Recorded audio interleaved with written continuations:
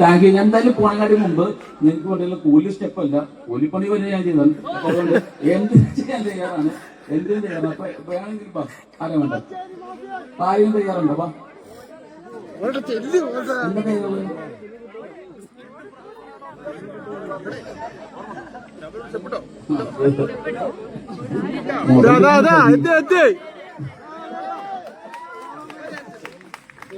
Thank you. ഞാൻ ഇവിടെ തന്നെ ഉണ്ട്, എപ്പോ വിളിച്ചാലും വരാം, തൊട്ടിപ്പുറത്തുണ്ട്. Okay, thank you.